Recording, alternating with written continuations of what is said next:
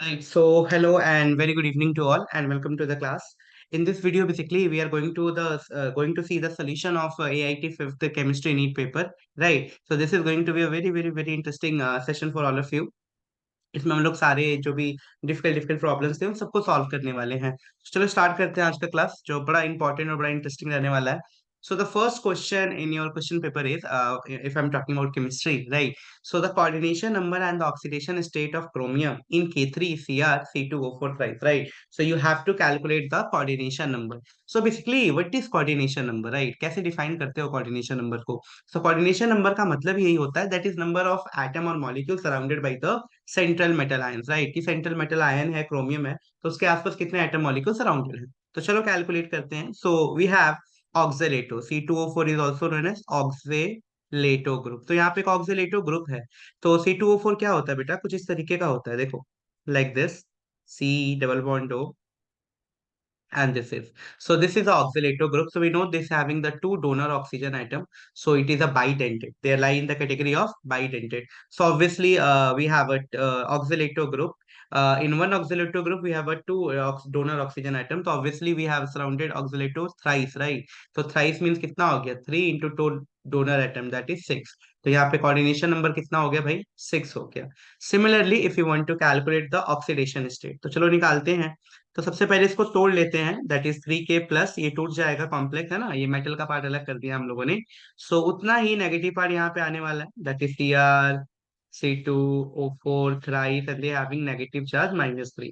Now let's calculate the oxidation state. So chromium X, we all know C2O4 पे कितना है, we have a 2 negative charge, so 2 into 3, that is -6, is equal to -3 overall charge. So X comes out to be +3. So the oxidation state is +3 and coordination number is 6. So which option is correct? Obviously option B. I hope many of you did this question very correctly, right? Because this is a very simple question.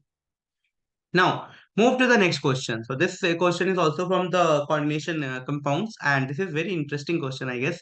So number of geometrical isomer possible for the complex. So we have a complex type Ma2B2C2. So this is the octahedral complexes, and you have to calculate the number of geometrical isomer possible for this complex. ठीक है? तो चलो निकालते हैं number of geometrical isomer possible for this complex.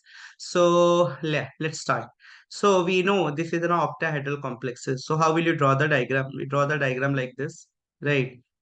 Let me draw the diagram for the octahedral complexes. Now, uh, in this case, let me draw when A is in transposition. So A is in transposition. Here we have C, here we have a C, here we have B, right? So this is A here is in transposition. तो A को यहाँ पे हमने कैसे रखा है? Trans के position बना के देखते हैं, ठीक है? अब हम यहाँ पे एक कुछ ऐसा पोजीशन रखते हैं जिससे वो सिस फॉर्म में हो जाए। तो चलो देखते हैं। तो यहाँ पे हम देखते हैं कि किस तरीके से सभी के सभी सिस पोजीशन में आ जाएंगे। So let me draw the structure as well, या फिर पहले बना लेते हैं बी का ट्रांसफॉर्म पूरा, ठीक है? So here we have one metal, right, and here we have four, चार बना दो फटाफट। अब बनाओ भाई जहाँ पे बी ट्रांसफॉर्म में हो। तो बी ट्रांसफॉर्म में कैसे? एक बी यहाँ है, एक भी यहाँ है, ट्रांसफॉर्म हो गया। और ये रहा भाई आपका एक सी, ये रहा, और एक सी ये रहा, और ये ए रहा। तो दिस इज, यहाँ पे बी जो है वो बी ट्रांसफॉर्म में है, ध्यान से देखो। तो बी किस में है? ट्रांसफॉर्म में। अब सी को ट्रांसफॉर्म में रख दो। तो here we have M A फटाफट। तो ये रहा सी, ये रहा सी, तो सी ट्रांसफॉर्म में हो गया। बाकी बना दो, this is A, this is A, this is B, this is B, तो तीन बन गया। तो यहाँ सी ट्रांसफॉर्म में है, ठीक है? अब एक ऐसा बनाओ जिसमें सभी ट्रांसफॉर्म में हो, सभी के सभी ट्रांसफॉर्म में हो। तो ये एम हो गया। अब देखो मैं क्या कर रहा हूँ, यहाँ ए ले रहा हूँ, तो ए का ट्रांस ए बनाया, डन। यहाँ मैंने लिया सी, तो सी का ट्रांस यहाँ बनाया। यहाँ लिया बी, तो ये बी का ट्रांस है। तो दिस इज, इसका मतलब क्या हो गया? ऑल इन ट्रांसफॉर्म, सभी के सभी transform, all are in transform, right. अब एक और रह सकता है, ऑल इन सिस फॉर्म, तो उसको भी बना लो भाई, ऑल इन सिस फॉर्म। सो कैसे बनेगा वो बताओ?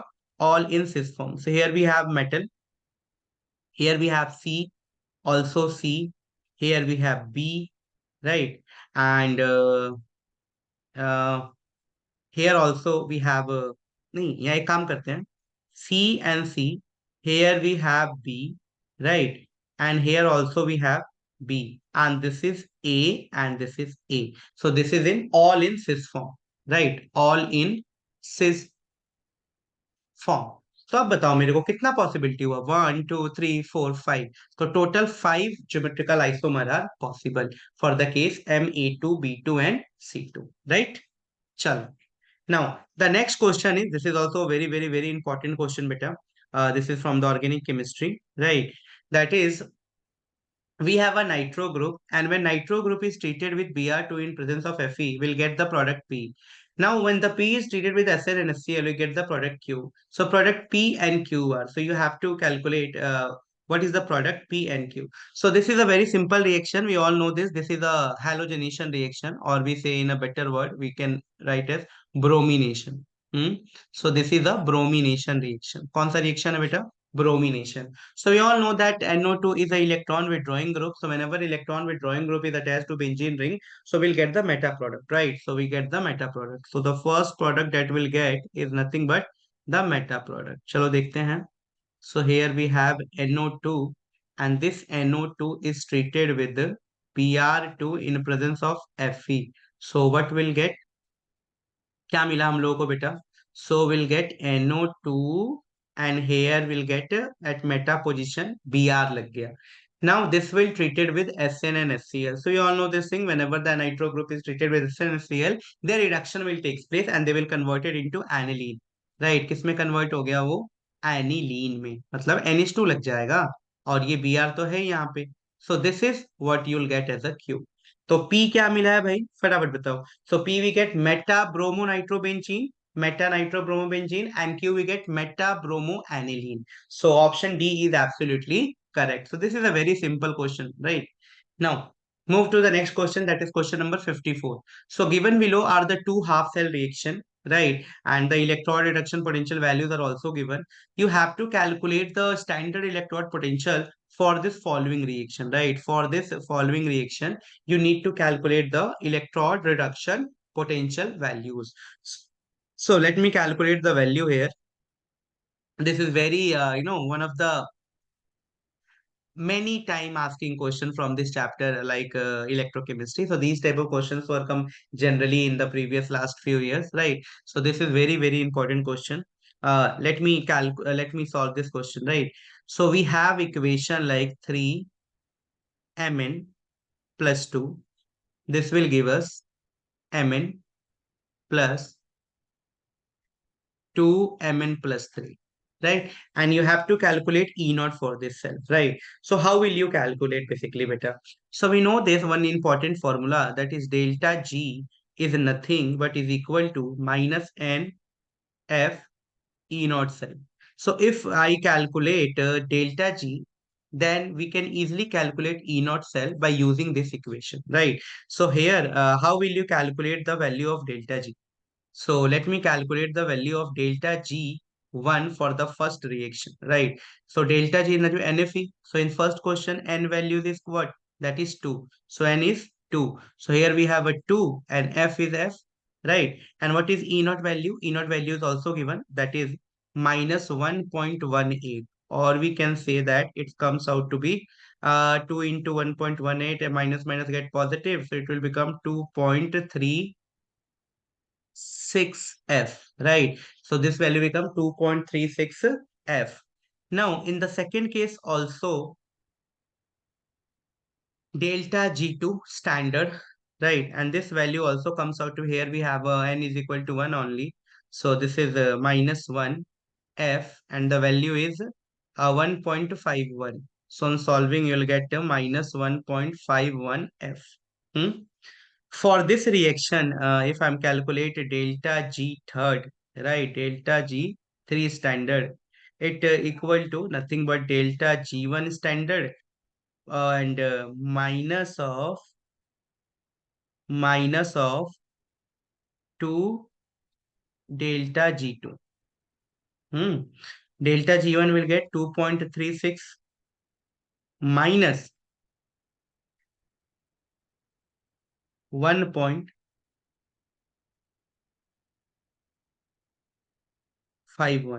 एंड कॉमन क्या ले सकते हो भाई? कॉमन ले लें एफ, एफ तो दोनों में कॉमन है. So on solving delta G comes out to be, सारी वैल्यू पुट कर दो, तो it's comes out to be 5.38 F. कितना आ गया? 5.38 F. Now just put this value, इसमें पुट ही तो करना है, हो गया काम अपना. तो डेल्टा जी की जगह पुट कर दो 5.38 एफ माइनस एन. तो माइनस एन की जगह क्या पुट करोगे? 2. तो दिस इज -2. एफ का एफ रहा, ई नॉट का ई नॉट रहा. सो निकल गया ई नॉट भाई अपना. F get cancelled. So E naught cell comes out to be -2.69 volt. Right? -2.69 volt. So which option is correct, beta? That is, the reaction will not occur because value is negative. So always remember this thing, beta. Whenever E naught cell comes out to be negative, then the cell is not working. Right? For cell is to be working, EMF must be positive. Right? So this option is correct because the reaction will not occur. ठीक है. चलो. Now, move to the next question, beta. So this is also very important question from the aldol condensation from aldehyde ketone chapter. That is the number of aldol reaction that occurs in the given transformation is. So we have one aldehyde group and one formaldehyde group. So we all know this thing, that is CH3CHO having alpha hydrogen and HCHO do not having alpha hydrogen. And now they are treated with the concentrated and aqueous NaOH solution. So give this product. So number of aldol reaction that occurs, you have to calculate this, right? So we all know this thing. Whenever the alpha hydrogen like CH3CHO type compound, and this is HCHO, this will treated with the aqueous NaOH. What happened, beta? Whenever they were treated with the aqueous NaOH, they will form beta hydroxyaldehyde or ketone, right? So they will form a compound like CHO, CH2, CH2, and here we have OH, right? So we have OH, CH2, CH2, and CHO, right? So this is a aldol condensation. We all know this beta hydroxyaldehyde or ketone. Now, on similar basis, what happened here, because here we have three products, right? So we get the product like three times of this three we have a carbon and we have a three OH group is attached to this. So in this reaction, what the in this question they're asking the number of aldol reaction that you'll get for the particular reaction, right? So we'll get one product again when they are treated with again HCHO and OH negative. Then again we'll get the product same. We have one OHCH2 group is already attached to this. Here we have alpha hydrogen. Here also one is CH2 OH group is attached, and this is CHO. Again when this is treated with the HCHO and OH negative, we'll get another this type of molecule, right? So OH, CH2, C, CH2, OH. Here also we get CH2 and OH. And this is CHO. So we get the three times, right? So the correct answer is the number of aldol reaction that occurs in the given transformation, that is 3. So 3 बार ये aldol reaction हुआ है. Now, move to the next question, beta. That is the Khallas law states that. So this is a very simple statement type of question. So according to the Khallas law, at infinite dilution, each ion makes a definite contribution and conductance of an electrolyte. So obviously option A is absolutely correct. ठीक है. चलो भाई move करो question number 58 पे. Organic से है. So reagent required for the following conversion. So you have to convert this alkene into aldehyde. So which reagent is basically required for this conversion, right? So we know this thing. Whenever this alkene is treated with the BH3, right? BH3, what they will form? So they will form the triboric acid, right? Triboric acid, or we say trialkyl borane. Better we can say trialkyl borane. So whenever this alkene, right? So whenever this alkene is treated with the BH3 in presence of THF, ठीक है, tetrahydrofuran in presence of, so we get trialkyl borane. What you will get, beta? Trialkyl borane. Let me draw the structure as well. So we'll get trialkyl borane here, CH2, right? Trialkyl borane. Now when this trialkyl borane is treated with H2O2, in presence of some base, then you will get this alcohol, right? So we'll get CH2OH. Now this CH2OH is treated, right? Is treated with the C5, let me draw, C5H5NH and CrO3Cl negative, right? Then we'll get this CHO group attached to this. So which option is correct, beta? Option A. So option A is absolutely correct for this. Now move to the next question. This question is also from the crystal field splitting, right? And from the coordination chemistry. So consider the following given complexes. We have a CrCl6, 3, CrNH3 and CrCN. The correct order of crystal field splitting. So we all know this thing as the ligand strength increase, right? As the ligand strength as the ligand strength increase, जैसे जैसे ligand का strength increase होगा, as the ligand strength increase, obviously the splitting is also increase. So here in this case we know CN is a strong ligand, right? Canada and Colombo, so we can say that here we have a CN is a strong ligand, then comes NH3 and Cl is a very weak ligand, right? So the strong ligand, or we say the splitting is more in case of third, right? So in third case the splitting is more. So third, second, and first. So this is a very simple question because CN is a strong ligand, therefore splitting is more, where chlorine is a weak ligand, so splitting is less. Now, the sum of the coordination number and the oxidation number of the metal M in the complex here MEN2C2O4Cl, where En is a ethylene diamine. So you have to calculate the sum of the coordination number. So here the coordination number En is again bidentate ligand. So 2 to the 4, 2 donor group. Oxalato again 2, right? So 1 into 2, 2. So this is the coordination number that is equal to 4. So coordination number is 4. Now what is oxidation number? So oxidation number of metal. So metal having X, En having 0 charge, C2O4 having minus 2 charge and minus 1 for chlorine is equal to 0. So X comes out to be minus 3. So plus 3, right? So this is the 3 and anything else we have for this. So yeah, oxidation state is X is equal to 3 and the coordination number of metal is Mn2. Here we have and some mistake is there, I guess. En2.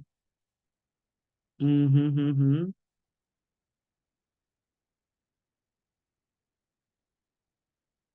And 2 En, right?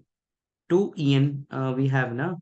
So this is 2 into 2, 4. Oh, wait. 2 into 2, 4 plus 2, 6. Oh, so sorry. So here we have a 6 and 6 plus 3. So that comes out to be 9. So 9 is absolutely correct answer. ठीक है? 9 correct हो गया. ये तो mathematical error हो गया भाई. 2 into 2, 4 plus 2, 6. ठीक है? तो 6 and 3 कितना हो गया? 9. चलो. Next question is question number 61. That is conductivity of the saturated solution of springly soluble salt AB at 298 Kelvin, right? At 298 Kelvin is 1.85 into 10 raised to the power minus Simon meter inverse. Solubility product of the salt AB at 298 Kelvin is. So you have to calculate the solubility product of the salt AB at 298 Kelvin. Given limiting molar conductivity of AB is 140 into 10 to the power minus 4. So these are given. You have to calculate the solubility product. Sorry. Solubility product. Yeah. So you have to calculate the solubility product for this. So we know the very important formula for calculating the solubility product, and the formula is nothing but K into 1000, right? Upon me limiting molar conductivity. So here K we know this value is given 1.85 into 10 raised to the power minus 5. This is again 1000. And this will divided by limiting molar conductivity. So the value is already given, that is 140, right? 140 into 10 raised to the power minus 4. Okay, 10 raised to the power minus 4. So on solving, you'll get the value springly soluble salt solubility you'll get. So value of solubility comes out to be 1.32 into 10 ki power minus 6. So this is the value of solubility, that is 1.32 into 10 raised to the power minus 6. Now what is the solubility product? So KSP is nothing but S square. So just 1.32 10 raised to the power minus 6 का square कर दो बस. So it comes out to be 1.74 into 10 raised to the power minus 12. So option D is absolutely correct. ठीक है, चलो next question, that is excess of PCl5 react with concentrated H2SO4 giving what? So whenever the excess of PCl5, right, is react with the H2SO4. So excess of PCl react with concentrated H2SO4, right? So what will they give? So basically we know this thing beta, that is whenever this H2SO4 is react with excess of PCl5. Let us assume 2 mole of PCl5. So they will give SO2Cl2, that is known as sulfuryl chloride. SO2Cl2, sulfuryl chloride. So it will give sulfuryl chloride. ठीक है, चलो question number 63 क्या है? Product C on the given sequence, so when with this treated with will get A, B and then C. So this is a very similar question, just we did some questions back like hydroboration reaction. ठीक है, तो क्या बनता था भाई hydroboration reaction में, तो देख लो एक बार। So whenever this is treated with H2SO4, पता है भाई यहाँ पे डिहाइड्रेशन होगा, और डिहाइड्रेशन होके क्या बन जाएगा? तो ये डिहाइड्रेशन होके कुछ इस तरीके का कॉम्प्लेक्स बनाने वाला है, ध्यान से देखना। सो कुछ इस तरीके का कॉम्प्लेक्स बनते हुए नजर आएगा आपको। Here we have CH3, here we have OH, and now when this is treated with H2SO4, किसके साथ ट्रीट किया? H2SO4, तो क्या बन गया? तो कुछ इस तरीके का प्रोडक्ट हम लोगों को बनते हुए दिखाई दे रहा है। तो देखते हैं भाई कौन सा प्रोडक्ट बन रहा है। तो प्रोडक्ट कुछ इस तरीके का बन रहा है, यहाँ पे एल्कीन का बनना तो एकदम कंपलसरी है। This will become CH3। Now अगर इस CH3 को जो ट्रीट कर दो B2S6 के, वही ट्राई अल्काइल बोरेन जो बनता था है। तो इसी तरीके से लास्ट प्रोडक्ट हमारा क्या मिल जाएगा बेटा? तो लास्ट प्रोडक्ट हमारा जो मिलने वाला है वो 2 मिथाइल साइक्लोपेंटेनॉल। ठीक है, क्योंकि यहाँ से ट्राई वो मिल जाएगा हम लोगों को। बना दूं? चलो बना देता हूँ।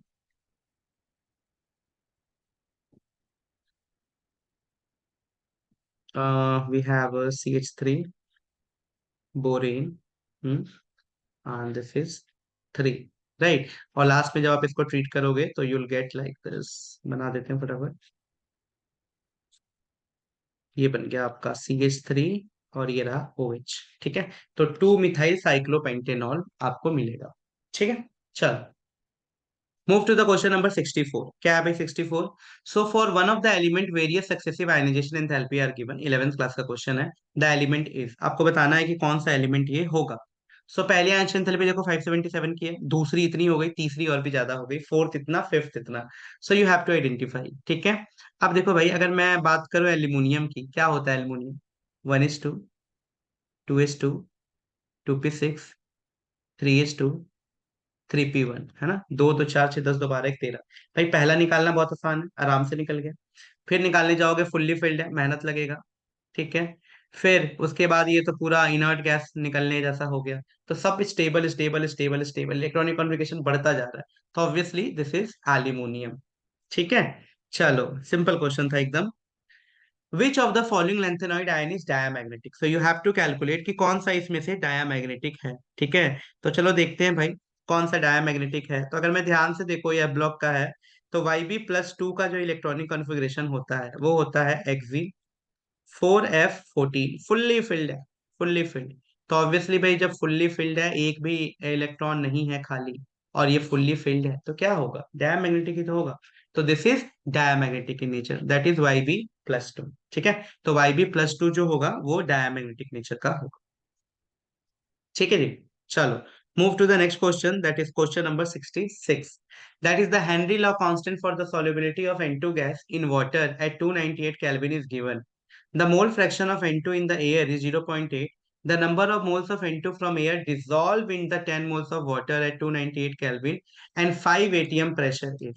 ठीक है, सो ये Henry's law constant solubility N2 gas के लिए आपको दे रखा है वैल्यू, मोल फ्रैक्शन भी दे रखा है। You have to calculate the number of moles of N2 from air dissolve in 10 moles of this. ठीक है, तो फटाफट निकालते हैं। सबसे पहले तो पार्शियल प्रेशर N2 का जो है निकालते हैं, उसके बाद से कैलकुलेट करते हैं। ठीक है, तो देखो भाई क्या है, फ्रॉम द हेनरीज लॉ हमें पता है कि पार्शियल प्रेशर ऑफ N2 जो होगा वो इक्वल होगा Henry constant into mole fraction of N2 के इक्वल। और यही मोल फ्रैक्शन तो हमें निकालना है। ठीक है, तो मोल निकल ही जाएगा। कैसे निकलेगा ये सब बताओ फटाफट। सबसे पहले हम बात करते हैं यहाँ पे, निकालते हैं कि भाई कैसे निकलेगा ये प्रेशर इनटू।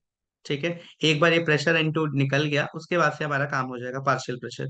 तो कैसे निकलेगा ये, देखो इसकी वैल्यू निकालने का तरीका है, हम लोगों को सबको पता है कि partial pressure is nothing but the total pressure into में मोल फ्रैक्शन ऑफ इनटू। ठीक है, इससे निकाल सकते हैं। अब देखो भाई टोटल प्रेशर कितना दे रखा है, तो टोटल प्रेशर दे रखा है यहाँ पे 5। ठीक है, टोटल प्रेशर यहाँ पे दे रखा है 5 एटीएम का। डन। और मोल फ्रैक्शन की वैल्यू भी दे रखी है 0.8, तो ये तो सॉल्व करने पे आ गया हम लोग का 4 एटीएम। कितना आ गया, 4 एटीएम। अब देखो भाई, अब मुझे निकालना है यहाँ पे मोल फ्रैक्शन। ठीक है, क्योंकि टोटल प्रेशर में तो दे रखा था, टोटल जो दे रखा था वैल्यू यहाँ पे देखो, the mole fraction of N2 in air is 0.8, तो ये तो करके हमने निकाल दिया।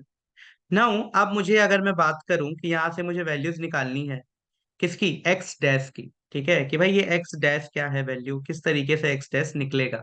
ठीक है, यहाँ पे पार्शियल प्रेशर के टर्म्स में क्या है इसका नंबर ऑफ मोल्स, तो कैसे निकालोगे। तो कुछ नहीं, फॉर्मूला रखते हैं, इसी फॉर्मूले में अगर मैं बोलूं तो अगर इसी में पुट कर दो भाई, तो इसमें क्या है, Pn2 की वैल्यू तो निकल गई है 4 एटीएम। ठीक है जी, के एच की वैल्यू दे रखी है क्या, हेनरी कांस्टेंट, या हेनरी कांस्टेंट भी गिवन है 1 × 10⁵ एटीएम। तो क्या यहाँ पे ये निकल जाएगा मोल फ्रैक्शन ऑफ इनटू, बिल्कुल निकलेगा। तो ये आ गया है निकल के, कितना आ रहा है निकल के भाई, 4 × 10⁻⁵। ठीक है जी, 4 × 10⁻⁵ अब लिख दो, that is number of mole of N2 upon में number of mole of N2 plus 10। ठीक है, 10 किसका है, mole of water, already the given है, इंटू 4 × 10⁵ बस कुछ नहीं करना है, यहाँ से number of mole of N2 निकाल लेना है। तो आई होप ये तो कैलकुलेशन कर ही लोगे। तो जैसे ही number of mole of N2 निकालोगे तो क्या आंसर निकल के आएगा, तो जैसे ही सॉल्व करोगे बेटा आपका आंसर आ जाएगा 4। है ना, तो 4 × 10⁻⁴ इसका करेक्ट आंसर होगा, इजिली निकल जाएगा, कोई प्रॉब्लम नहीं होगी। चलो, नेक्स्ट क्वेश्चन है 67, that is the vapour pressure of the pure liquid A is 70 torr at 27 degree Celsius, it forms an ideal solution with the another liquid B. Now the mole fraction of B is also given 0.2, total pressure is also given, the vapour pressure of pure liquid you need to calculate. ठीक है, तो ये बड़ा simple सा question है, अगर आप लोगों को थोड़ा सा ध्यान हो तो हम जब भी रॉयल्स लॉ पढ़ते थे तो कैसे निकालते थे भाई टोटल प्रेशर, तो टोटल प्रेशर के लिए एक फॉर्मूला लगाते थे। ठीक है, for total pressure we put formula like PT is nothing but PA into XA plus PB into XB, ये वाला फॉर्मूला लगाते थे अगर आप सबको ध्यान हो तो एक्स ए एक्स बी दोनों वैल्यूज गिवन है इधर। तो पीए कितना है, the vapour pressure of pure liquid A is 70 torr, 70, and X A X B की वैल्यू भी दे रखी है, बी 0.2 है, तो एक्स ए कितना है 0.8, तो मल्टीप्लाई करो 0.8 प्लस पीबी लिख लो भाई, पीबी कितना है, पीबी नॉट हमें शायद गिवन नहीं है इसमें, है ना, पीबी नॉट ही तो निकालना है। So this is 0.2 into PB, PB रख लो, और ये टोटल प्रेशर दे रखा है 84। बस, तो निकल गया जी पीबी, कुछ भी मुश्किल नहीं है, पीबी निकल के आ जाएगा 142। तो बहुत आसान क्वेश्चन था ये, कुछ भी नहीं था, बस फॉर्मूला पुट करना था पीटी का। ठीक है, चलो, नेक्स्ट क्वेश्चन है भाई 68, क्या है, the number of POP bond present in P4O6। So it's a very simple question from the P block element बेटा, कि नंबर ऑफ पीओपी बॉन्ड है ना, कितने पीओपी बॉन्ड प्रेजेंट। ठीक है, तो नंबर ऑफ पीओपी बॉन्ड निकालना है P4O6 में, तो चलो एक बार डायग्राम ड्रॉ कर लेते हैं ताकि तुम निकाल सको। सो इसका डायग्राम कुछ इस तरीके से बनता है बेटा, P O and we have O, right. फिर यहाँ से वही चीज, PO, और एक ओ इधर आ जाएगा। ठीक है जी, एक ओ आपका इधर आ जाएगा, और क्या बचा, here we have again P, ये ओ से जुड़ा हुआ है। अब देखो क्या क्या बच गया भाई, ओ, यहाँ एक पी है जो इससे जुड़ा हुआ है, और एक ओ है इन दोनों के बीच में। तो पीओपी बॉन्ड कितना हो गया, पीओपी बॉन्ड 1 2 3 4 5 6, तो टोटल 6 पीओपी बॉन्ड यहाँ पे देखने को मिल रहे हैं। तो नंबर ऑफ पीओपी बॉन्ड देखने को कितने मिल जाएंगे बेटा, 6। तो total number of POP bond possible for this case is nothing but 6। ठीक है, तो 6 हो गए भाई पीओपी बॉन्ड। नेक्स्ट आ जाओ, move to question number 69, that is this is an aldehyde, when this aldehyde is treated with the CH3 MgBr in presence of ether NH2H plus, what you will get. ठीक है, तो बहुत ही simple reaction है, Grignard reagent है ये। तो जब भी ग्रिगनार्ड रीजेंट के साथ हम ट्रीट करते हैं एल्डिहाइड को, ऑलवेज रिमेंबर बेटा, जब भी ये, अब ये पहचानना है आपको कि ये कौन सा एल्डिहाइड है। ठीक है, सो ये एल्डिहाइड हो गया, ये CH3 MgBr हो गया।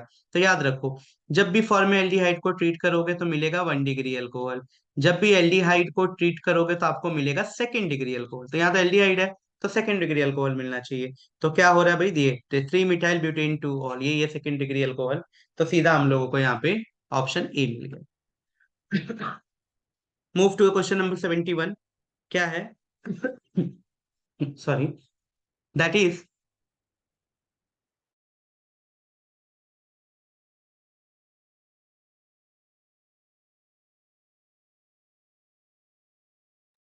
ठीक है जी, that is half life period of the first order reaction is 10 minutes, right? Starting with the initial concentration of 12 molar, the rate after 20 minutes is. तो आपसे पूछ रहा है कि 12 मिनट के बाद, 20 मिनट के बाद इसका रेट क्या हो जाएगा, आपको ये कैलकुलेट करना है। तो चलिए एक चीज निकालते हैं। सबसे पहले तो हमें सबसे पहले टी हाफ पता है इसका, ठीक है? तो उसी को यूज करते हैं कि सबसे पहले हम लोग को यहाँ पे टी हाफ पता है इसका। So we know the formula of T half. T half is nothing but is equal to 0.693 divided by K. हम्म, तो T half is nothing but 0.693 upon K. So यहाँ से हम एक काम करते हैं, K निकालने की कोशिश करते हैं। तो K comes out to be 0.693 divided by T half. तो T half कितना है भाई? T half था 10 मिनट। तो यहाँ से K निकल गया। K कितना निकल गया भाई? 0. एक और जीरो लगा दो, तो ये निकल गया K। Now at T is equal to 0, उस समय कंसंट्रेशन कितना है? कंसंट्रेशन है 12 मोलर, याद रखना। जब टाइम 0 है तो कंसंट्रेशन है 12 molar. At T is equal to T half, है ना, मतलब 10 मिनट। 20 मिनट था ना, तो 10 मिनट मान लो। तो कंसंट्रेशन कितना हो जाएगा भाई? कंसंट्रेशन 6 मोलर हो गया भाई, हाफ टाइम में 6 मोलर हो गया। नाउ अब बोल रहा है कि at T is equal to 20 minute the concentration is 3 ठीक है, कितना हो जाएगा देखो। जब टाइम 0 था तो कंसंट्रेशन 12, और उसका हाफ लाइफ टाइम दे रखा है। हाफ लाइफ टाइम पहले ही दे रखा है 10 मिनट, यानी 10 मिनट में उसका कंसंट्रेशन कितना हो जाएगा? 10 मिनट में उसका कंसंट्रेशन 6 हो गया है ना, समझ रहे हो? तो वहां से हम इस चीज को निकाल रहे हैं। तो रेट इज इक्वल टू क्या हो गया, साफ साफ पता लग रहा है कि ये कौन सा है, फर्स्ट ऑर्डर है। तो रेट इज इक्वल टू के इंटू ए, तो बस निकल गया। के हो गया 0.0693 और ए हो गया 3 कंसंट्रेशन। तो जैसे ही सॉल्व करोगे तो वैल्यू क्या, it is a first order reaction. तो क्या आ गया भाई, फर्स्ट ऑर्डर रिएक्शन आ रहा है।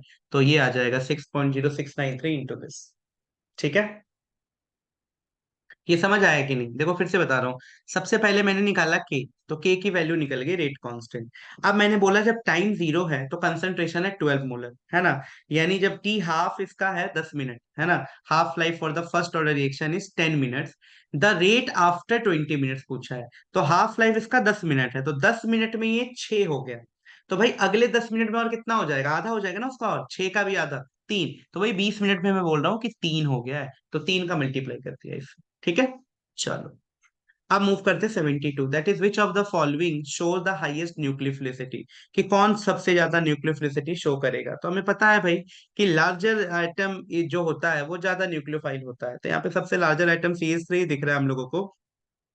तो larger atom is a more nucleophile. Also, carbon being the less electronegative can polarize the electron density more easily. So we can say that CH3 negative is a good nucleophilicity इसकी अच्छी होगी, ठीक है? अब चलो नेक्स्ट क्वेश्चन है, question number 73। क्या है भाई क्वेश्चन नंबर 73? तो क्वेश्चन नंबर 73 में ये कह रहा है, पी ब्लॉक का ही है, कि iodine react with the concentrated nitric acid to give oxo acid of iodine. If 2.1 gram of nitric acid was consume in the reaction then how many grams of that oxo acid would have been formed, ठीक है? So basically इस बार तो oxo acids वगैरह कुछ ज्यादा आने वाले हैं नहीं कंपाउंड से रिलेटेड, फिर भी चलो ठीक है। तो क्या है, ध्यान से देखो, एक इक्वेशन याद रखनी पड़ेगी आपकी, HNO3 के साथ I2 की रिएक्शन। तो इस बार के जो पी ब्लॉक है ना, बेसिकली उसमें ये वाला पोर्शन इंक्लूड है नहीं, तो इसको आप लीव कर सकते हो बेटा, ठीक है? इसको छोड़ सकते हो, कोई करने की जरूरत नहीं है। क्वेश्चन नंबर 74 पे मूव करो। So we have alkyl halide RX है, उसका SnCl के साथ ट्रीट किया। तो हमें पता है जब भी अल्काइल हैलाइड का करेंगे तो उसका रिडक्शन होगा, क्या बनेगा, यहाँ पे एल्केन बन गया CH3 और CH3।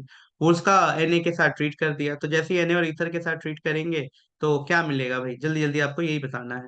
तो दिमाग लगाना, बड़ा सिंपल सा क्वेश्चन है। So here we have RX and SnCl। जिसको ट्रीट करना है, तो क्या बनेगा दिस।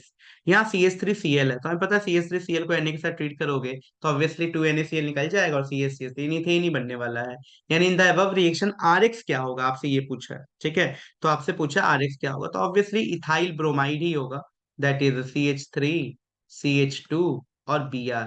क्योंकि जब इसका हमने रिडक्शन किया तो हमें क्या मिला, CH3 और CH3 मिला, ठीक है, रिडक्शन हो गया, HBr निकल गया, CH3 मिल गया।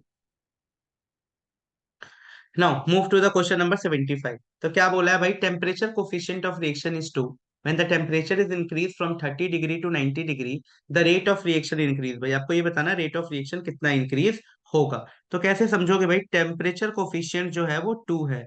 तो टेम्परेचर कोफिशिएंट 2 का मतलब क्या होता है, देखो टेम्परेचर कोफिशिएंट का मतलब यही होता है कि for the each 10 degree rise in temperature, कि जब भी 10 डिग्री टेम्परेचर बढ़ा रहे हो, for each 10 degree rise in temperature rate become 2 times of the rate of reaction. Rate of reaction क्या हो जाता है, ट्वाइस हो जाता है। तो मान लो पहले T = 30 डिग्री है और यहाँ पे मैं रेट मान के चल रहा हूँ R1, ठीक है जी।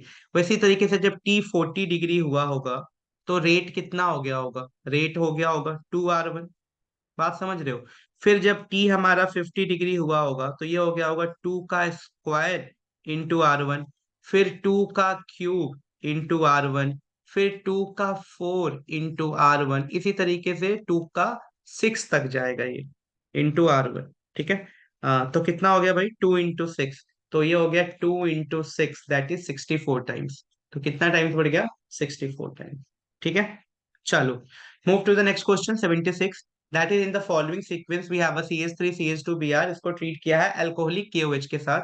तो सबसे पहले तो यही देख लेते हैं, जैसे CH3 CH2 Br को अल्कोहलिक KOH के साथ ट्रीट करोगे, KOH कौन सा है, अल्कोहलिक है, तो हमें पता है इथीन मिलने वाला है, CH2 double bond CH2 ethene. अब इस इथीन को HBr के साथ ट्रीट कर लो, तो बस हो गया CH3 CH2 Br बन जाएगा, कोई दिक्कत नहीं है। CH3 CH2 सिमेट्रिक एडिशन है तो मार्कोनिक रूल भी देखने की जरूरत नहीं है। नाउ इसको फिर KOH के साथ ट्रीट कर दो, अब की बार एक्वस है तो एक्वस में KBr निकल जाता है, अल्कोहल मिल गया, तो CH3 CH2OH इथेनॉल मिल रहा है। तो ऑप्शन सी जो है वो बिल्कुल करेक्ट होगा। चलो क्वेश्चन नंबर 77 पे चलते हैं, क्या कह रहा है ये कि which have a distorted geometry based on the Vesper theory। so obviously इन सबके पास ध्यान से देखो तो सबके पास लोन पेयर ऑफ इलेक्ट्रॉन्स है। तो जिनके पास भी लोन पेयर ऑफ इलेक्ट्रॉन्स होते हैं उन सभी की ज्योमेट्री जो होती है वो डिस्टॉर्टेड ही होती है। So all have this distorted geometrical according to the VSEPR theory, ठीक है। चलो move to question number 78। That is the highest magnetic moment is shown by the transition metal ion with the configuration. तो highest magnetic moment कौन show करेगा बेटा, तो basically ध्यान से देखो यहाँ पे, तो मैक्सिमम अनपेयर्ड इलेक्ट्रॉन इसी के पास है, तो जिसकी मैग्नेटिक मोमेंट का फॉर्मूला ही होता है N+2। तो जिसके पास जितने ज्यादा अनपेयर्ड इलेक्ट्रॉन होते हैं, मतलब N होता है, वही शो करेगा। तो 3D5 में 5 अनपेयर्ड इलेक्ट्रॉन है, इसीलिए मैग्नेटिक मोमेंट हाईएस्ट इसका होगा। तो बी बिल्कुल करेक्ट ऑप्शन, ठीक है। चलो भाई move to the 79 question. That is A gives us B. Follow the first order kinetics. Now the time required for the 0.8 mole of A to produce 0.6 mole of B is 1 hour. What is the time taken for the 0.9 mole of A to produce 0.675 mole of B? Right. So this thing they are asking basically. So A changes from कहाँ से कहाँ change हो रहा है, 0.8 से change हो रहा है 0.2 से, मीन्स 2 हाफ लाइफ है। देखो 0.8 से 0.4 हुआ होगा और 0.4 से फिर ये हुआ होगा, मतलब ये इसका टी हाफ हुआ और ये इसका एक और टी हाफ हुआ, मतलब ये 2 हाफ लाइफ है ना। और ए चेंजेस फ्रॉम 0.9 से, 0.9 से कितना चेंज करना है, 0.225, ठीक है। 2 हाफ लाइफ बेटा, ये थोड़ा सा यहाँ पे करेक्शन है, ये 225 है, दिस इज 225। तो 225 मतलब 2 हाफ लाइफ होगा, तो हेंस बोथ टेक 1 आवर्स। तो ये भी उतना ही टाइम ले रहा है, 0.9 से आधा होने में ये भी उतना ही टाइम ले रहा है, तो 1 ही आवर आएगा, सेम हाफ लाइफ है, ठीक है। मतलब समझ रहे हो ना बात को, 0.9 का आधा किया, तो 0.9 का आधा किया तो कितना बचा होगा, 0.45, फिर इसका आधा किया तो 0.225, ठीक है। तो दोनों को बराबर टाइम लगेगा। चलो move to the question number 80। क्या बोल रहा है क्वेश्चन नंबर 80, अमीन चैप्टर से है, सिंपल है, डाइजोनेशन पे है।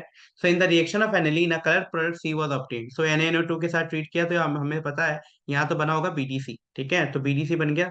तो देख लो भाई BDC कहाँ बन रहा है, एंड बीडीसी को फिर जब ट्रीट किया NCH3CH3 के साथ, तो प्रोडक्ट सी मिला है, हमें उस प्रोडक्ट सी को पहचानना है। तो सबसे पहले बी बनाते हैं, तो बी कुछ इस तरीके का बना होगा, BDC, benzene diazonium chloride, N2Cl। फिर इस N2Cl को इस बड़े वाले A के साथ ट्रीट किया, जो बड़ा कंपाउंड दे रखा है यहाँ पे, बना देते हैं CH3CH3। तो क्या मिलेगा भाई, कुछ इस तरीके से कपलिंग रिएक्शन टाइप होगा। और क्या मिलेगा, ये जो कंपाउंड का फॉर्मेशन होगा, that is N double bond N, फिर ये जैसे है वैसे बना दो, N का N रहा, CH3 का CH3, CH3 का CH3। सो कौन सा ऑप्शन करेक्ट हुआ भाई, AT का, that is option number C, absolutely correct. चलो, the activation energy for the reaction at the given temperature is found to be this, that is 2.303 RT joule mole.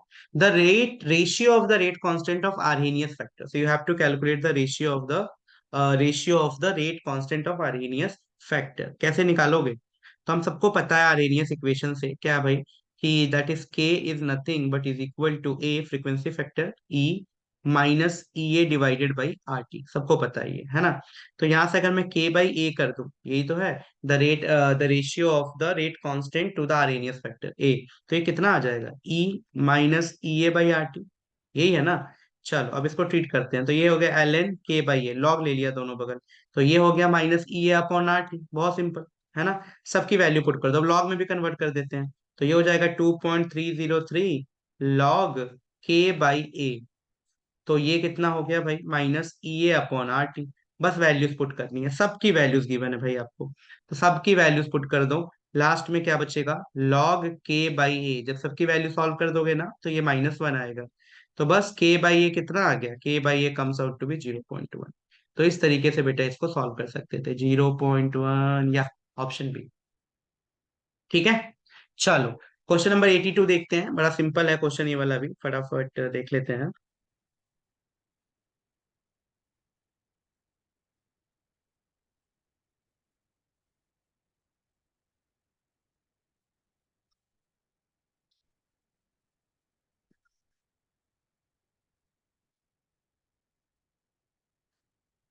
ठीक है जी, चलो क्या है, when the 10 gram of non volatile solute, ये तो अपना कॉलिगेटिव प्रॉपर्टीज पे है, it's increase boiling point 1 degree Celsius, the molecular mass of the solute, so you have to calculate the molecular mass. हम सबको पता है डेल्टा टीवी जो होता है, that is elevation in boiling point, is nothing but is equal to KB into molality. ठीक है, molality तो यहाँ सिंपल सा निकल जाएगा, जैसे डेल्टा टीवी को केबी से डिवाइड कर दो, वैल्यूज दे रखी है डेल्टा टीवी की, डेल्टा टीवी की वैल्यू है 1 और केबी भी दे रखा है 2.53। तो ये तो निकल गया भाई आपका मोल पर किलोग्राम में, दैट इज मोलैलिटी। ठीक है, अब मोलैलिटी का मतलब क्या है, ध्यान से समझो। तो मोलैलिटी का फॉर्मूला हम सबको पता है, molality is nothing but that is number of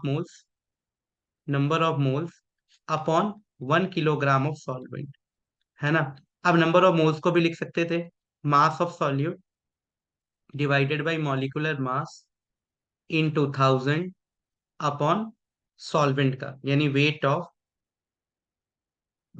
of solvent. ठीक है जी, मोलैलिटी निकल गई है तुम्हारी 1/2.53। मास और निकालना है, मास निकालने का नहीं दे रखा है 100 ग्राम, तो आपको मॉलिक्यूलर मास ही तो निकालना है, एम, थाउजेंड थाउजेंड है। मास ऑफ द सॉल्वेंट कितना है भाई, 10 ग्राम है ये, और 100 ग्राम मास ऑफ सॉल्वेंट है। ठीक है, तो बस हो गया कैलकुलेशन भाई, यहाँ से सीधा एम निकल जाए, बहुत सिंपल कैलकुलेशन है। तो एम निकालोगे तो कितना आ रहा है, 253। सो 253 जो है वो हमारा एम निकल के आ रहा है, 253 ग्राम पर मोल, 253 ग्राम पर मोल। तो डी ऑप्शन बिल्कुल करेक्ट है। चलो भाई, move to the next question, that is concentrated aqueous sulfuric acid is 98% H2SO4 by mass and his density is 1.80 gram per milliliter. Volume of acid required to make 1 liter of 0.1 molar H2SO4 solution is, so you have to calculate how much volume is required। ठीक है, कितना volume का requirement होगा। तो चलो देखते हैं फटाफट किस तरीके से आप निकालेंगे ऐसे क्वेश्चंस को। तो सबसे पहले मैं चाहूँ तो मोलैरिटी निकाल सकता हूँ, कैसे निकाल सकता हूँ, मोलैरिटी क्या होता है, मास of solute divided by molar mass in 2000 upon volume in millilitre. ठीक है जी, अब देखो मास दे रखा है 98%, मास का मतलब ये हो गया कि 98 ग्राम है। मॉलिक्यूलर मास 98 होता है, सबको पता है। 1000 तो भाई 1000 रहा। वॉल्यूम इन मिलीलीटर निकाल लो। कैसे निकालोगे? डेंसिटी गिवन है, तो density is equal to mass upon volume. तो volume is equal to mass upon density. तो मास दे रखा है, टोटल मास कितना होगा, मास ऑफ द सॉल्यूशन की बात हो रही है यहाँ पे। तो 98%, मतलब टोटल मास तो 100 होगा, और डेंसिटी कितनी है 1.80। तो यहाँ से वॉल्यूम निकल गया। ठीक है, तो 100.1.80, तो ये हमारा वॉल्यूम निकल के आ गया भाई। तो वॉल्यूम कितना निकल के आ रहा है, दैट इज 55.5 ml। ये हो गया। तो पुट करो 55.55 ml को। तो यहाँ से हमारा क्या निकल के आ जाएगा बेटा, मोलैरिटी। तो मोलैरिटी जो आ रही है वो आ रही है 1.055 मोलर। तो ये निकल गई मोलैरिटी। नाउ अब मैं बोल रहा हूँ कि जो मोलैरिटी का हम लोग फॉर्मूला यूज करते थे, ठीक है, कि m into M concentration is equal to m into M dilute, है ना। दो जो वैल्यूज यूज करते थे, m1 v1, ये इसको बोलते थे मोलैरिटी इक्वेशन। m2v2, ठीक है, ये तो यूज करते थे। तो मैं बोल रहा हूँ m की वैल्यू आ गई है 1.055, और v1 कितना है, यही v तो हमें निकालना है, इज इक्वल टू m2। तो ये m2 की वैल्यू कितनी है भाई, तो इस m2 की वैल्यू हमें दे रखी है, दैट इज 0.01 मोलर सोल्यूशन।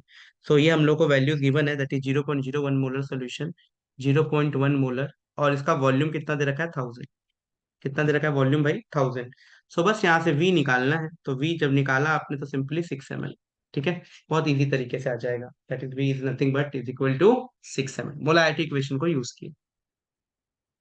फिर से ये चैप्टर हमारा, फिर से ये क्वेश्चन आया है। This question is also from the elevation colligative property, that is the elevation in boiling point of solution 13.4 gram of copper chloride in 1 kilogram of water using the following information. ठीक है, so you have to calculate the elevation in boiling point.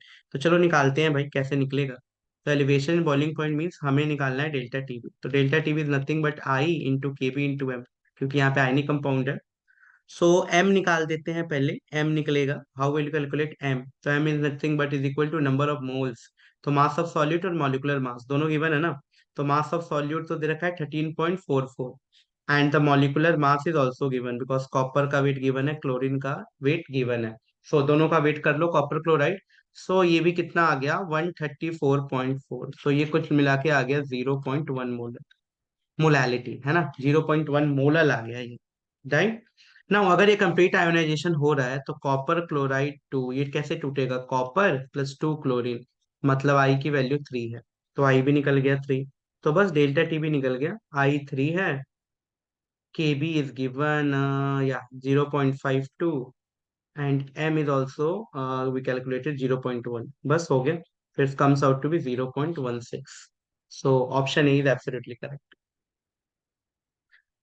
Now move to the question number 85। क्या है भाई question number 85 में, ध्यान से देखो। So the following data were obtain during the first order decomposition of 2A B and C at the end of 10 minutes after completion total pressure the rate constant.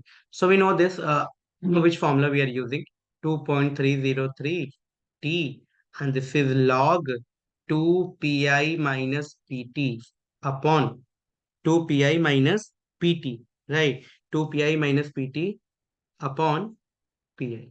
So this formula basically we are using for calculation of the rate constant। ठीक है, rate constant निकालने के लिए हम लोग ये formula use कर सकते हैं, 2 pi - pt upon P that is initial pressure. तो सिंपल फॉर्मूला है, इसी फॉर्मूला को यूज करो, सिंपली निकाल दोगे वैल्यूज को, ठीक, राइट। बस थोड़ा सा रिवर्स कर लो, थोड़ा सा इसमें चेंजेस करना है ना, एक मिनट इसको चेंज करते हैं, या ये होगा,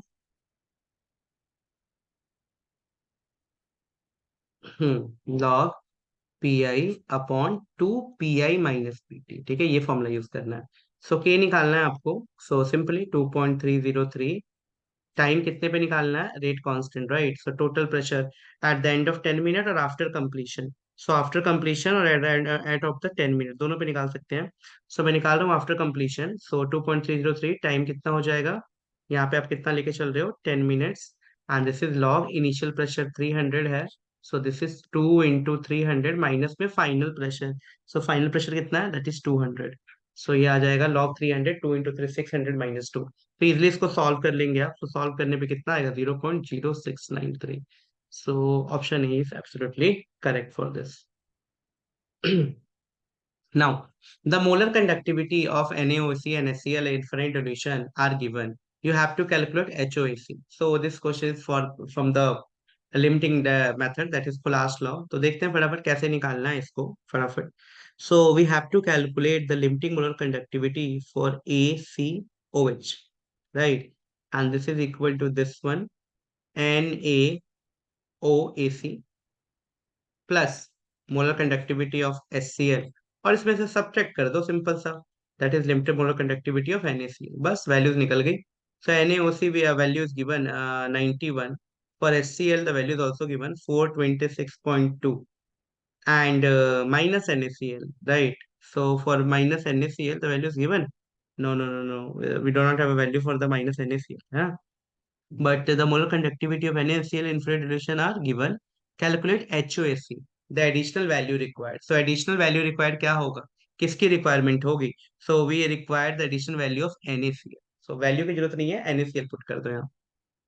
Now, the reagent used to distinguish between Fe+2 and Fe+3. So, which reagent is basically used to distinguish between this? So, basically, this ammonium cyanide, the NH4SCN जो है, right? Because on adding NH4CN, Fe3 give blood red color. तो ये आपके practical में भी है.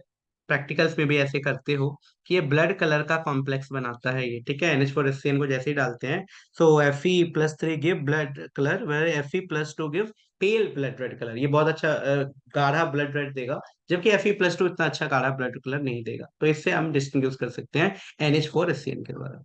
ठीक है, चलो. Now, the common minimum oxidation state shown by the transition metal is +2. Which of the following is an exception? कौन यहाँ पे exception है भाई? So obviously copper. Copper is an exception because copper, copper क्या होता है? Copper exhibit +1 oxidation state because it has a 1 electron in 4s orbital and completely filled d orbital. ठीक है? So copper plus exit 1 oxidation state because normal copper क्या होता है? Normal copper होता है 3d10 4s1. So ये copper +1 show करेगा और 3d10. Now they become stable. So they will show +1 oxidation state. Now, the most reactive alkyl halide toward SN1. तो SN1 का ऑर्डर क्या था भाई? SN1 का ऑर्डर पढ़ा है हम लोगों ने. For SN1 reactivity order like 3 degree, 2 degree and 1 degree. So which of the following out of this 89? So tertiary will be highly reactive toward the SN1. चलो. Now, which one of the following give amine on heating with amide? So this is amine. This is Hofmann bromide reaction basically. So Br2 in aqueous KOH or Br2 in alcoholic KOH? This is a question here, right? So this is obviously Br2 in aqueous KOH. So whenever you treat CH3 CONH2, that is amide, with Br2 in presence of NaOH or KOH aqueous, you'll get amine. CH3 NH2 amine मिलेगा. ठीक है, तो ये बड़ा simple है और अच्छा question. चलो 91 देखते हैं. That is aromatic compound C7H9 on reacting with NaNO2 HCl, obviously BDC मिलेगा. So here we have when we treat this will get the BDC. ठीक है, क्या मिलने वाला है भाई? BDC. So this is nothing but, let me draw the structure. CH2NH2. Now when you treat this, right, CH2NH2, when you treat this with NaNO2, because this is a, we won't get BDC here because this is not the aniline. This is a primary amine group here, there, right? So we'll get alcohol, benzyl alcohol, better we say CH2OH, alcohol, and which gas is released? N2 gas is released.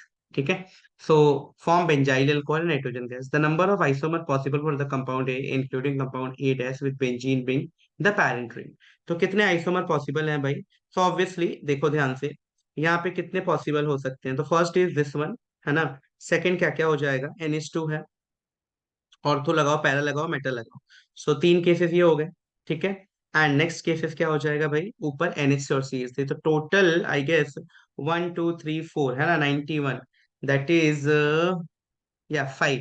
तो total isomer possible is 5. तो पांच हो जाएंगे, एक ortho पे, एक para पे, एक मेटा पे, और एक तो है CH2NH2, और एक कौन सा हो जाएगा लास्ट बेटा? NH और CH3. तो टोटल 5 आइसोमर्स पॉसिबल. चलो, the next question is, benzylamine is a stronger base than aniline because why benzylamine is a stronger base than aniline? What is the reason that benzylamine is a stronger base than aniline? So basically we can say that beta, that is the lone pair of electron on the nitrogen atom in aniline is delocalise, है ना। तो aniline बहुत ही week base होता है, because the lone pair of electron on the nitrogen atom in aniline is delocalise, resonance में participate कर लेता है। That's why benzaniline is stronger base than aniline. Now, which of the following reaction is appropriate for converting acetamide to methanamine? So obviously अभी बात किया था Hofmann bromide degradation, ठीक है। So Hofmann bromide degradation, this is a very simple question. ये वाला question भी वही था, 90 भी वही है, 93 भी सेम है। Now, methoxymethane and ethanol are, so ये क्या है? So they are the isomers, right? So which type of isomer beta? Functional isomers, methoxymethane and ethanol. So here we have CH3, CH2, OH, ethanol, and this is methoxymethane, right? So these are called the functional isomers. 95th, that is the catalytic dehydrogenation of primary alcohol give what? So what the catalytic dehydrogenation, right? So catalytic dehydrogenation means basically whenever you treat alcohol with copper at 573 Kelvin, so this will give aldehyde. This will give aldehyde, right? So this will give aldehyde. That is B. So B is absolutely correct. और बहुत simple भी है ये. Hmm? Now move to the next question. That is the time required for the 100% completion for the zero order reaction. So this is a very simple question. This comes out to be A upon K, right? So A upon K, that is a very simple question for the 100% completion of the zero order reaction, because we know that half lifetime, right? T half for the first order is nothing but A upon 2K. So for the 100% completion, so obviously multiply A by 2K with 2, so 2 get cancelled, you'll get A upon K. ठीक है, move to the next question, that is which of the following arrangement does not represent the correct order of the property standard? So V2 Cr2 Mn2 and Fe2 behavior. So भाई ये तो बिल्कुल सही बता रहा है, Fe2 में unpaired electron ज्यादा है, तो ये ऑब्वियसली क्या है, सही होगा क्या? नहीं, यहीं पे दिमाग लगाना है। Fe2 और Mn2 में Mn plus 2 having 5 unpaired electron, where Fe plus 2 having only 4 unpaired electron, तो ये प्रॉपर्टी गलत है, यानी यही करेक्ट ऑप्शन है इसका, ठीक है। Does not represent the correct order, तो यही सही है, बिकॉज Mn2 प्लस और Fe2 प्लस में Mn2 प्लस ज्यादा पैरामैग्नेटिक है, ना कि Fe प्लस 2, ठीक। Now which of the following transition metal ion is not coloured, आपको पूछा है, तो scandium plus 3, because scandium plus 3 having 3d0 electronic configuration, so they having no unpaired electrons, that's why they are colourless. Move to the last question. क्या है last question? That is when you treat this benzene CH3, you'll obviously, this is a Friedel-Crafts reaction. So you'll get the product like CH3, that is toluene. Toluene on KMnO4 treated, you'll get the, what you'll get? You'll get nothing but, yeah, that is CH2OH. That is benzyl alcohol. Now, when this benzyl alcohol is treated further with SOCl2, you'll get CH2 and Cl, right? Now, this CH2Cl is treated with the S2PDBSO4. Then you'll get the major product as C. So the compound C, so you have to calculate which compound C you'll get. So this is Rosenmund reaction. We all know this thing. This is a very simple reaction, right? Rosenmund. So in the Rosenmund reaction, let me write this reaction again so that तुम लोग अच्छे से समझ आए। सबसे पहले बेटा ये बेंजीन है, देखो ध्यान से, ये बेंजीन है। बेंजीन का ट्रीट किया CH3Cl के साथ, तो ये तो फ्रीडल क्राफ्ट रिएक्शन हो गया। तो फ्रीडल क्राफ्ट रिएक्शन हो गया, तो ये बन गया टॉलीन। अब टॉलीन का ऑक्सीडेशन कर दिया KMnO4 के साथ। तो जब भी टॉलीन का ऑक्सीडेशन करते हैं KMnO4 के साथ, तो बन जाता है बेंजोइक एसिड। तो बनाओ, तो दिस इज बेंजोइक एसिड। अब इस बेंजोइक एसिड का ट्रीट कर दिया SOCl2 के साथ, तो ये बन गया COCl, एसिड क्लोराइड, COCl। और एसिड क्लोराइड को जैसे ही ट्रीट करते हैं H2PD और BSO4, तो दिस इज अ रोजनमंड रिएक्शन। तो क्या बनेगा? बेंजाइल्डिहाइड, ठीक है, ये याद मत रखना, ये याद रखना है, बेंजाइल्डिहाइड, ठीक है। सो ये हमारा करेक्ट हुआ। सो आई होप सबको समझ आ गया होगा, हमने सारे क्वेश्चन 100 के 100 क्वेश्चन यहाँ पे डिस्कस किए हैं, और बड़े इंपॉर्टेंट तरीके से सबको, तो एक बार तुम लोग भी रिवाइज करो, जस्ट गो थ्रू, एंड उसके बाद से आराम से ये क्वेश्चन हो जाएंगे। So thank you all, will meet in the next class, till just revise them and try to solve more and more questions. Thank you all.